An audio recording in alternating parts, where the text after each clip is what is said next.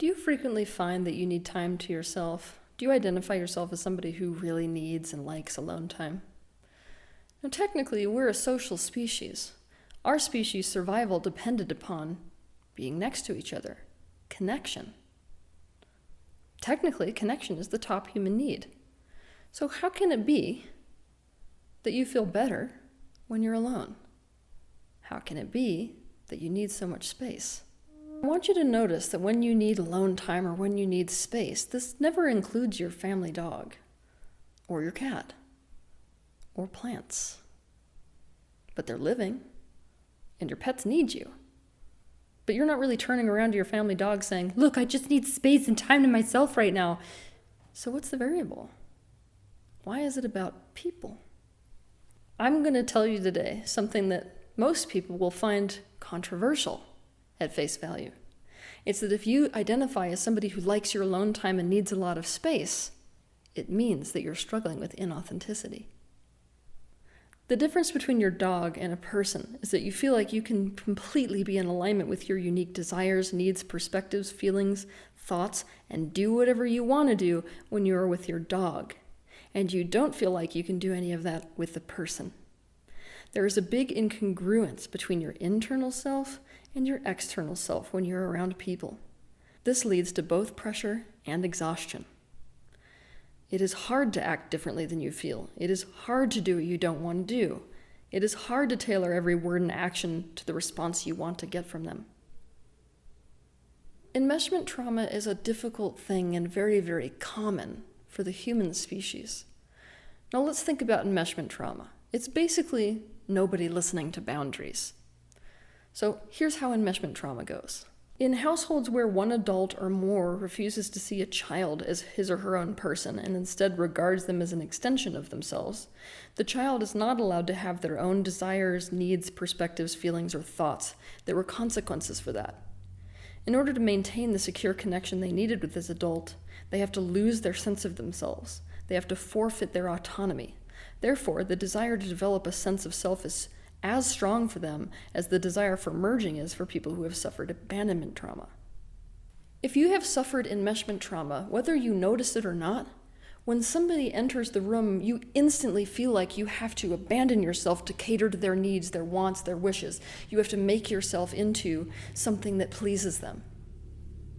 You'll try to create connection with them by anticipating the reaction they will have to anything you say or do, so that you can only do and say what will get you a positive reaction and avoid doing and saying things that get you a negative reaction. You'll immediately lose your authenticity for the sake of connection. It's like walking on broken glass.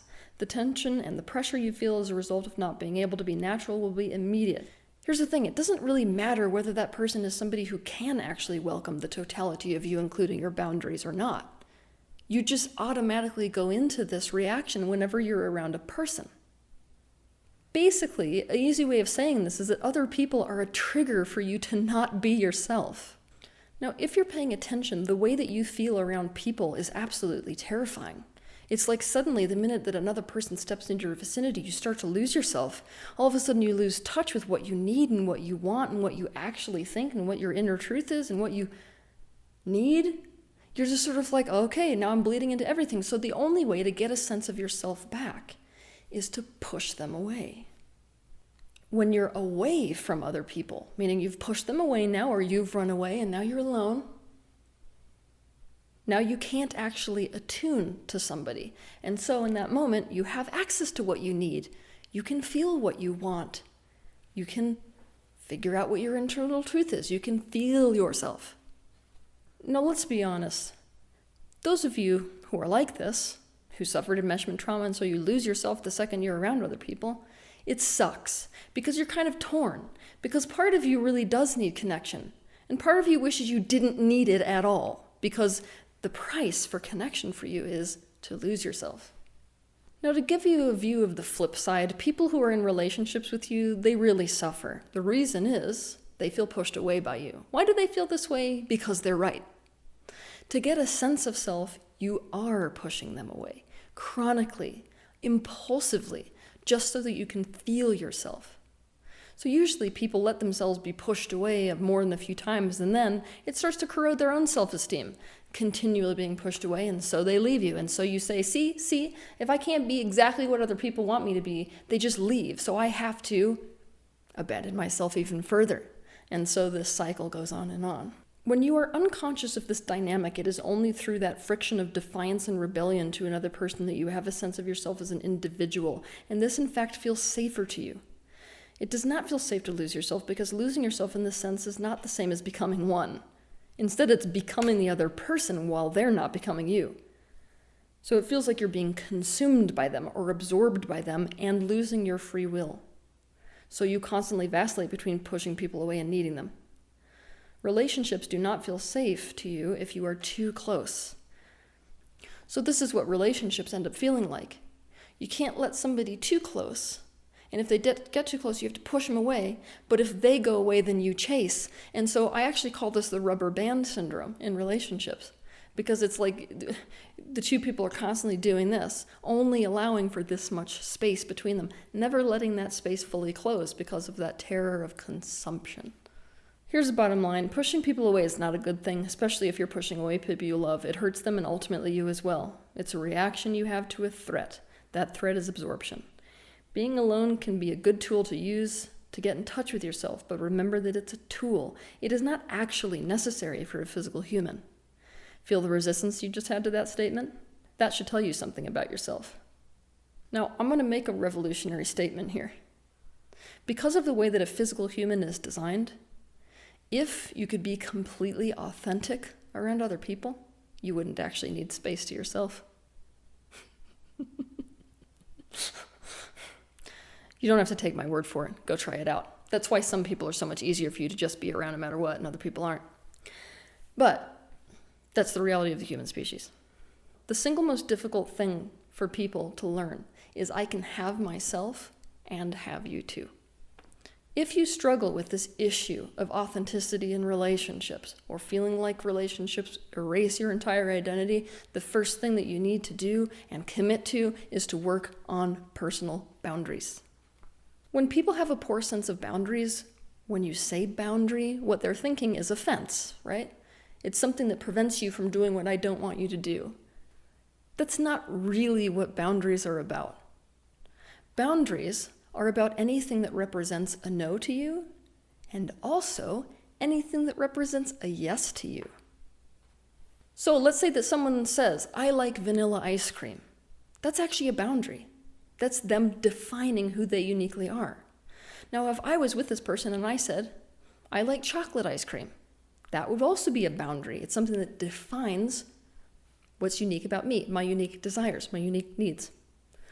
Now, if I said, oh, that's interesting, I love vanilla too, it's still a boundary. It doesn't matter whether we agree on a personal preference.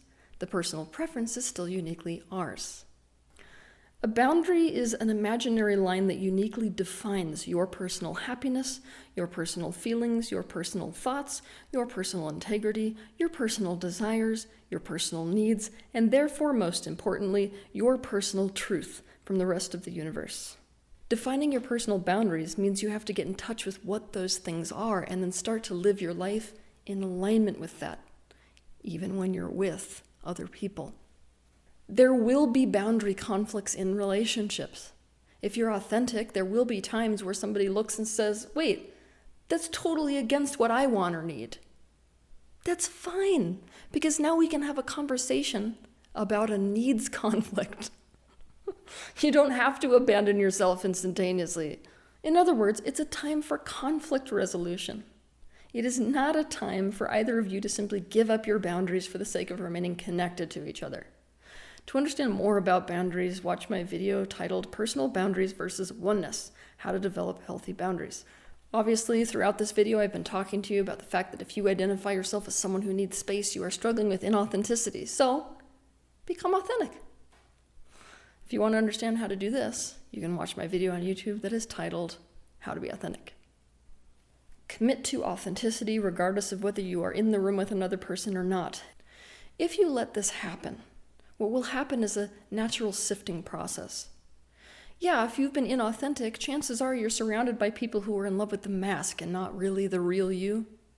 So there will be a process where some people are like, nah, peace out, I was here for the mask, not really here for the real you. However, the universe doesn't like open spaces.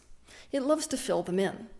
And so what will happen when those people gravitate away from you is that the place that they occupied now becomes occupied by people who can actually love you for your authentic and real self.